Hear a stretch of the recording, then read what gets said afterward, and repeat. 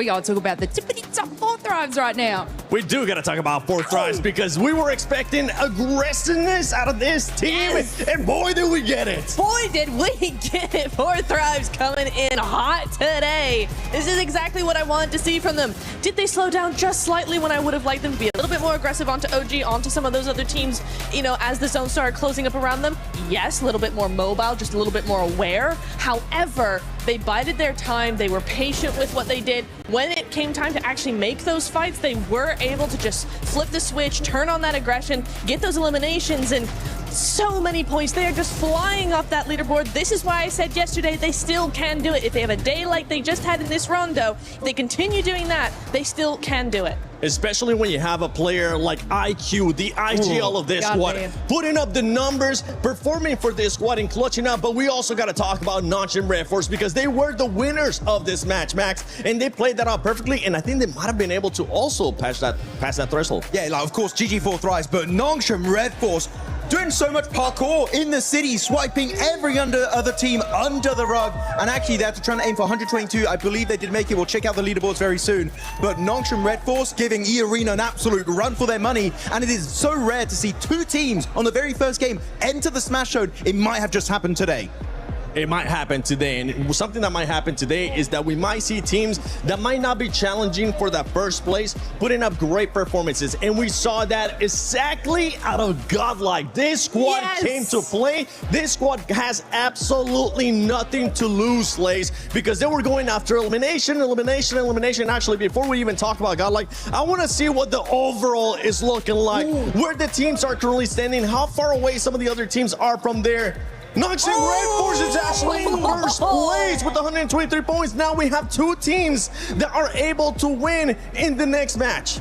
Oh my goodness, by the way, E-Arena should also be colored, I'm pretty sure, because they are also in the Smash Zone. You just need to get above or tie 122 points. So if Notch and Red Force or E-Arena Nowlace get a chicken dinner, that's it, tournament over, and we will be crowning our champions. I know, and it's so incredibly exciting because both of these teams, especially when it comes to those sort of placement points, look at Nongshim at 40 placement points, E-Arena with 34. They have every opportunity and drive to be able to secure that chicken dinner.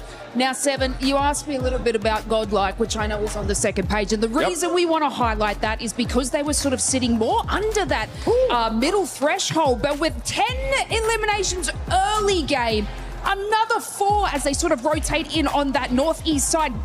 And then S-Power recovering the team to bring them back in. But I want to give like a kind of a little special shout out to Admino having an absolute banger of a game too. I think it was about 7 eliminations just by themselves, and they were able to sort of scout and hold that, and just getting like that 15 elimination points on the board is insanity, especially from where they were sitting earlier today. But I want to check real quick the rankings. We did see for a quick second there. 11 points away for 4 Thrives now. Jumping around from the middle pack. 11 points away from top 3. The comeback is happening. This is what I keep saying.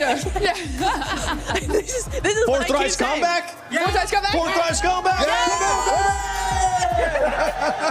Because this team, I actually got a chance to talk with for life. If you want to check that out, go to my Instagram at the 7WG. But we're now seeing the race to Smash. There you go. You see 4 Thrives 23 points away, which this is a perfect start for that team, getting more than 15 eliminations, getting in the top 2, and now they are just 23 points away. And if we know anything for this squad, with the way that they're playing, with what we have seen out of them in PMGO Season 1 this year, they could make it in the next match, as long as one of the 2 teams at the top don't end up winning it. Well, exactly, yeah. So this is the case, this is the scenario where, you know, neither of those teams, Nongshim or E-Arena, they don't win next match. We do go into game 3.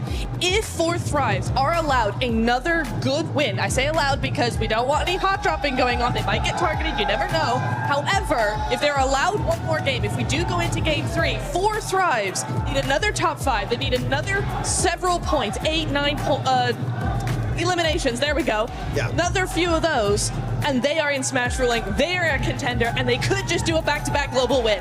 And I think we did end up getting today, Maxman. I think we might have gotten a Maxman grenade on that day. Oh, really? Did we now? It's time for your favorite segment of the day. It's Maxman's grenade of today. Let's check it out. Which play is going to be here? It's going to be in the city. This 4 Thrives. It's Falak over there looking for a KOP. He gets it done right away. The man is an absolute menace, but he's too much of a menace because T24 had to take him down. Oh, Give him a boom boom back to the lobby. It's Max's thing of the day. So I was adding some background music for you, Max. That was a great. We got the drums, jingle. we got the jingle too. But yeah, for that team, I mean, overall, it's a great start here for the final day of PMWC at EWC 26. A great performance out of those teams that we were expecting a good performance out of, right? We talked about already E-Arena having to do what they needed to do. Now Nongshim being able to show up when they needed to show up, starting off great here with the win as well. One thing that we do need to talk about is possibly this team's being targeted. When I say being targeted, I don't mean getting a hot drop right away, but we are going to be looking at those rotations, because if we look at E-Arena, E-Arena has 2 wins so far this PMWC in Erangel, and in the finals, E-Arena has already gotten 1 win in day 1, match 3 in Erangel. Actually, I do want to say, I was talking to Kalaris earlier. Nongshim Red Force, they got back-to-back wins, right, on the island finish. So that's going to be something that you got to keep into mind also, because they did win PMMI by Smash Ruling. Literally, all of the storylines are merging together in favor of the South Korean team of Nongshim Red Force. They could be looking fantastic. But of course, that's if E-Arena get a win, or if Nongshim Red Force get a win. But if Tura, Yes. we got to keep in mind, it's not Rondo anymore. It's no Recall Tower anymore, meaning the teams that are not currently in the Smash Zone is going to be even more complicated Yes. for them to reach 122 points. Oh, absolutely. And then you've got, when we've seen this a lot of times in, Smash Rolling last day, all of this sort of stuff, you do tend to see other teams actually go ahead and change their drop location to avoid getting targeted. But you're right, Seven, right? We are going to be looking at those rotations. We need 4th Rise, we need Nongshim, we need E-Arena, we need Enigma Galaxy as well. All of those teams. Aurora did not have a good game at all, so they're still chasing that. They need to make sure their rotations are on point, that they might change them a little bit just to avoid any early eliminations, because right now, it is now or never. We got 2 teams in Smash Ruling. You do not want to take any chances going out earlier. You're gonna have to use those spidey senses if you're currently at the top. If you're 4th Thrives, you want to continue your frag out. Here you go. You can actually have it back now. Thanks so much for letting me borrow. If you're some of the other teams, E-Arena, Nongshim, you gotta watch out for everything going on your way. And I know right now around the arena, we do have a special guest crawling by.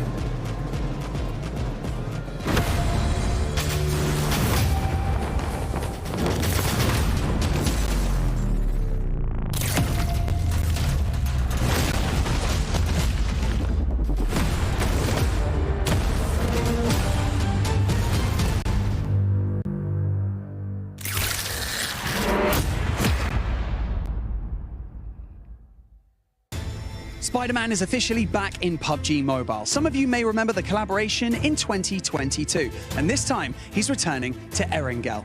Suit up and explore the brand new central square. You can move across rooftops, run across ceilings, and hunt down enemy squads. But it wouldn't be Spider-Man without the powers. So, you can grab Peter Parker's gloves and you can web swing your way around the city, or you can even use your webs in combat to slow down or trap your opponents. And of course, there's so much to discover beyond the fights.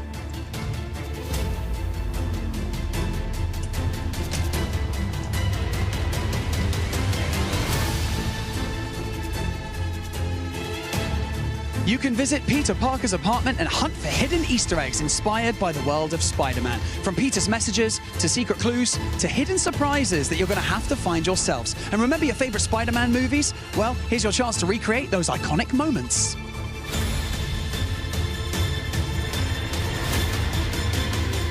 Maybe you pull off a perfect rescue, maybe you escape a fight by swinging away at the last second, or maybe you and your squad just stop everything to take the perfect Spider-Man shot.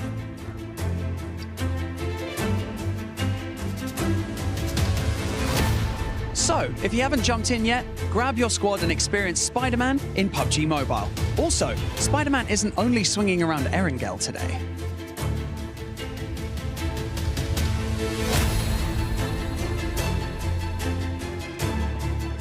We have got Spider-Man on stage right here with us right now, and he didn't come empty-handed. He's going to be handing out PUBG Mobile merch in and amongst the arena, so make some noise for Spider-Man!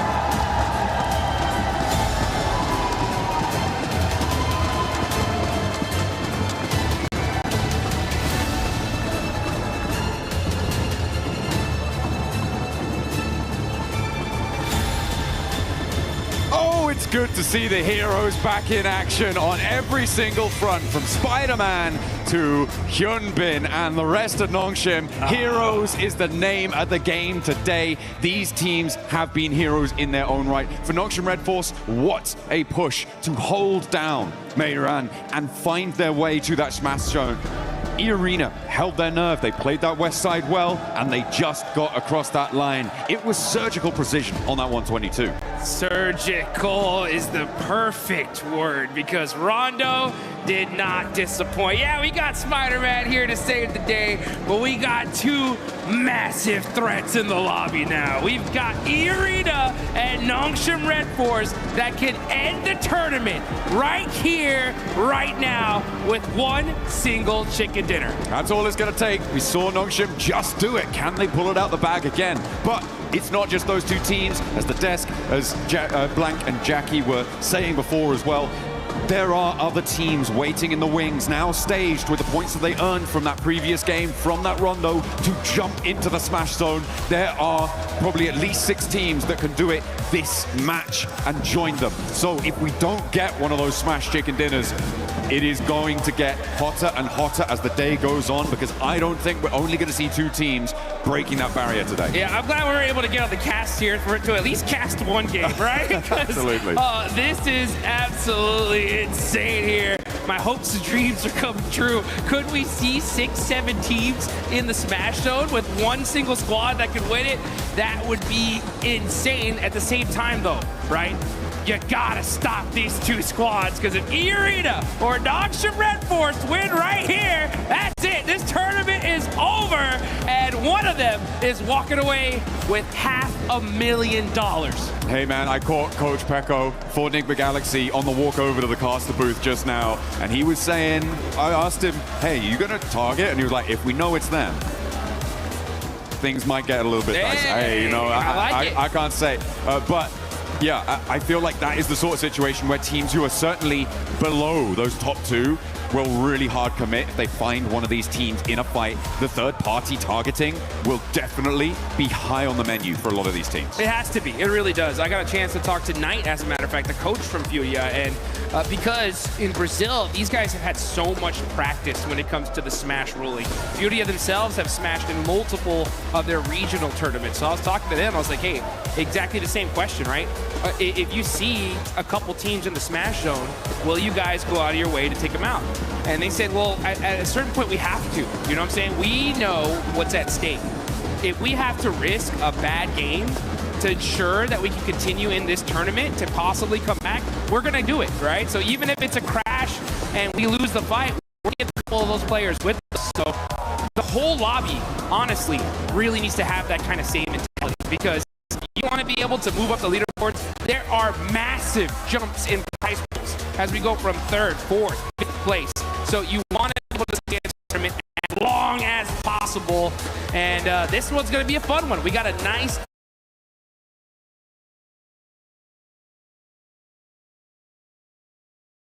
Eastern Circle.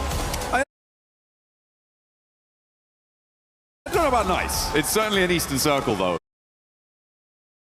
It's going to push all the way out towards Milta, east of it. And Milta Power, Lepovka's in there. Well, a lot of water here, Jukes.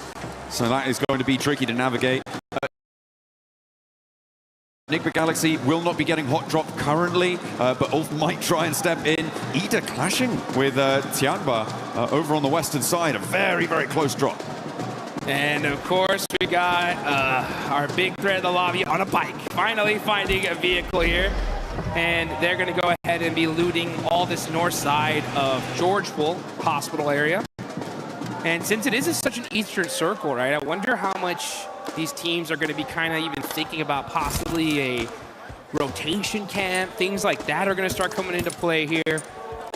And yeah, man, this is going to get intense. Yeah, a lot of teams looking to put pressure on as the fight near Gatka between Ida and Tianba is still popping off. Remember, this is an adjustment from Ida to move out this way with the plane path as south as it was. They are going to get stuck straight in with Tianba, and neither team is looking super happy about it. Aching on the inside of the building. Swain on the top floor now has Eagle to contend with as well. Drops a nade down to the ground floor. He tries to fend off the remaining 2 players. QZZ unlikely to get picked back up here. Does bleed out in the end. And a step forwards. Swain rebuffs. One more barrel, but it's not enough to blast it back. Tiamba survived, but with only 2 players. And Horror can just move in and maybe just sweep this one through. A very strange hot drop coming through over on Gatka. Terrible. I mean, honestly, Ida's disrupted this lobby so much, and Tiamba are devastated. Now down to just 2 single players. Aching jumps out, just desperate, trying to do something for his squad, and Eagle is just standing still, just saying, like, not like this. Not like this.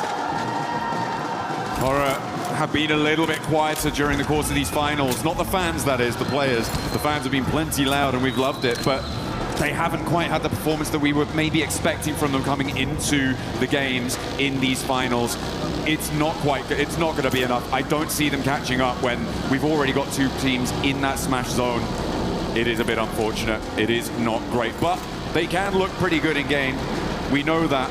And one of the ways that you can look good in game at home is with the Naruto skins. Make sure you're heading into game to pick up the character sets, the Ninetales Fury Org, and you can look as good as anyone taking on those ninja challenges. Yeah, get that ninjutsu going. And honestly, yeah, it seems like Aura, OG, they're going to need to bust some of that out if they want to be able to make a crazy run for it. Mathematically, it is still possible, right? If Aura, they start with 3, they're going to need a 20-point game here, a 20-point game in the next one, and maybe even another one after that. It's triple back-to-back. It's triple back-to-backs, you know what I'm saying? We still have enough games to do it.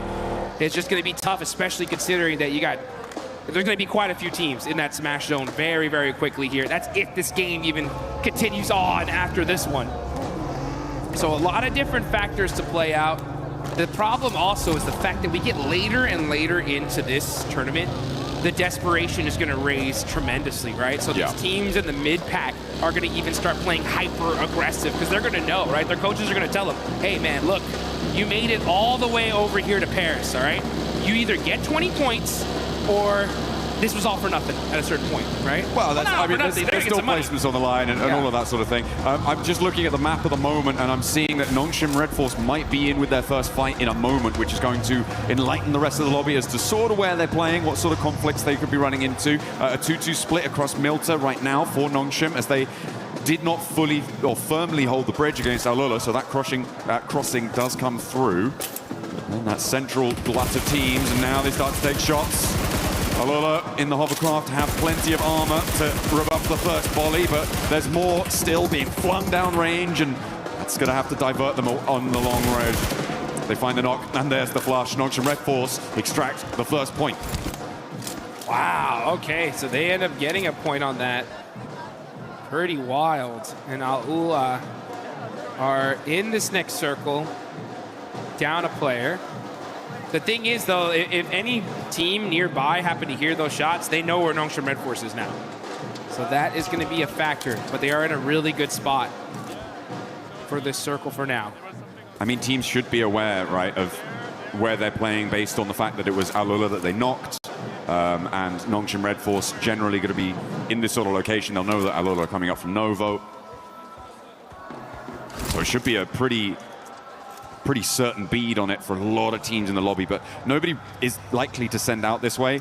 Maybe Aurora could try and crash into it and cause some problems. Vitality are actually holding the west bridge, which is interesting, over on that ferry pier side of things. So if Aurora decide, you know what, we're not going to go over to that east side, we're going to try and break west, Vitality is still lying in wait for it, which I'm not too sure about. I'm not sure if I like that. Yeah, it's going to be tough here as you got some pretty wild rotations here. Speaking of wild rotations, we got Enigma Galaxy rocking their 2-2 split. The same again. Same again. You know, I actually talked to Ralph a little earlier this morning, asked him like, hey, you're going to continue to do it? They're like, yeah, you know, it's worked for us in the past. We're going to try it out. We've noticed that on the west side, had a little bit of unluck with some pretty crazy pushes, but we're going to give it a shot here and we'll see if it pays off for them. I mean, they did win a chicken dinner from a circle similar to this, on a rotation similar to this. Obviously, it was a different lobby. It was a different time. We were different people, Jukes. We were so much younger. We've grown so much. Yeah, exactly. We've come so far, but they're going to look for that regroup at some point. Getting through for that regroup is really the difficult part that we've seen for Enigma Galaxy on this regroup rotation. Getting through the glut of teams right now, I'm not too sure how that's going to work. They may have to go on the boat, maybe head up all the way north of Lipovka and go all the way around. That would be, I mean, maybe not sensible, but possible, certainly. It's difficult, and they are going to get on the road right now to see what they could find. E-Arena are also starting their move in from South George. As we can see, we're on board of them, just passing the north side of school to head towards the center of this circle as it centers up on that Milter Hill near prison and mansion. Rotations are coming as we are zooming in to Erangel. What kind of circle are we going to get here? All right, just beautiful center up. Very typical. A lot of these teams were expecting this, and they got it. Now you see Enigma Galaxy, right? They're going to be on both sides of this circle. It's going to be very difficult for them to get to their teammates here, so we'll see how this pays off. But we still got some teams still trying to get in this zone. E-Arena pushing in super late because they land over there in North George. Aura still in Severny. And you got Vitality going on the other bridge here. So they're going to be super late in the circle as well.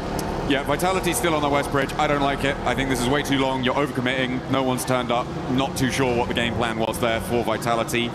It's not the same team we saw from their stages. Sad. So Yeah, unfortunate. It's the same thing we saw in PMGO too. Yeah, it's a big drop-off, which I'm sad to see. Enigma Galaxy, they get their back duo caught up in a regroup, and this is exactly what I was worried about. It's only going to be Lord, his vehicle's on fire, and he goes down because he hops out. As it's on fire, they lose their back too. I guess, yeah, Ralph, keep doing that. See how that works out for you. Yeah, I saw his player cam, and I could see he said, what the heck? You know, oh, what happened? How is this? Why are there players here in the middle of the circle? How did I get knocked? What? Oh, that's crazy. That's super unfortunate. The 2-2 split, man. I mean, losing players like that is so rough. We'll see how it all continues on, though. That's if we have another match after this, because Nongshim Red Force are on the south side of Milta, full squad, looking dangerous. On the other end, you got the other Titans of the lobby, E-Arena, holding down the north side. So both these teams able to secure position as a full four-man team. A vice grip on the circle right now, and our teams will look to try and slip that. This is a replay on Lord getting knocked. You can see he drove up. It was actually the hop out that got him. He'd already taken enough damage and hadn't slowed down enough. He hopped out of the vehicle, kept that momentum, and it was the fall. He hit that ground a little bit too fast. The ankles. Just rolled the ankle, man. Rolled the ankle. And now Coops and Satan have to do it all on their loans. And it's a bad time. It's a bad time. I feel like it may have worked before. Teams maybe weren't necessarily expecting something like that, and they weren't looking for a duo to be rotating in such an early fashion, especially because they know, oh, well, these players haven't lost, so it should be a full four coming from there. But there's been enough games now when Enigma Galaxy have done this that teams should be like, oh, yeah, that's what they do. Let's just clamp down on that.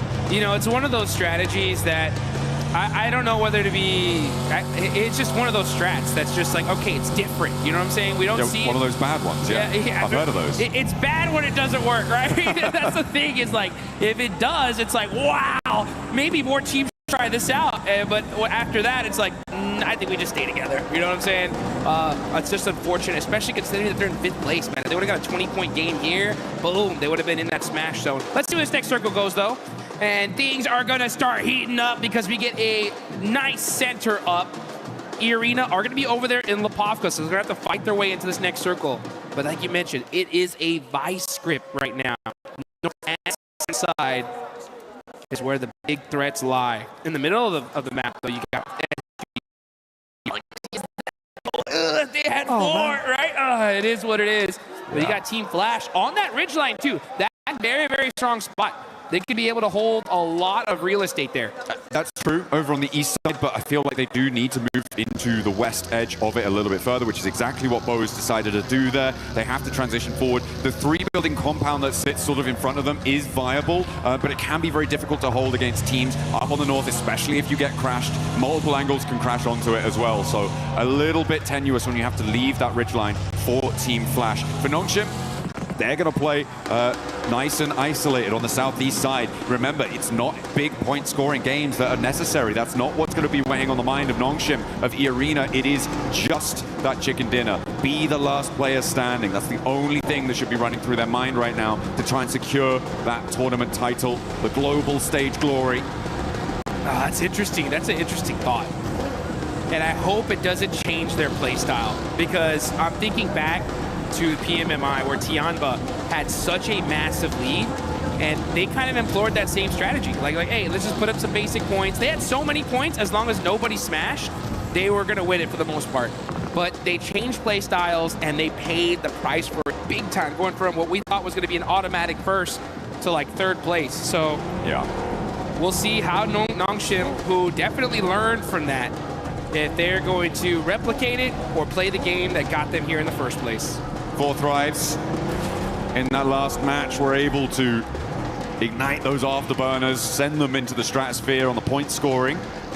And now 4 Thrives want to keep that pace, but they're kind of cut out on this northwest edge.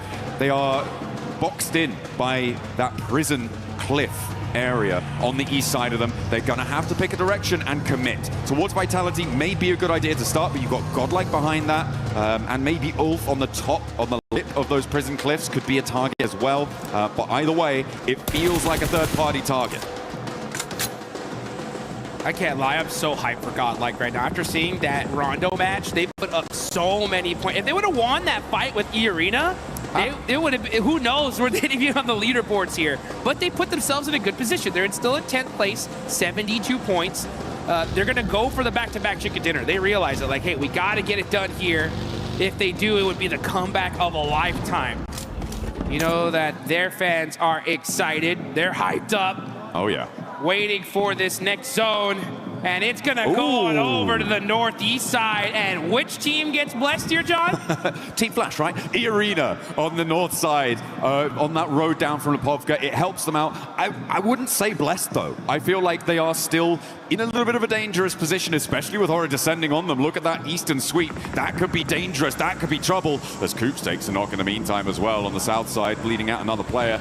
Not good news. But Horror, look at a crash maybe towards E-Arena. I do think it is Team Flash that has been the most blessed by this zone, though. On that northeast side, it's exactly what you highlighted, right? That ridge line, the buildings in front of it, really, really good.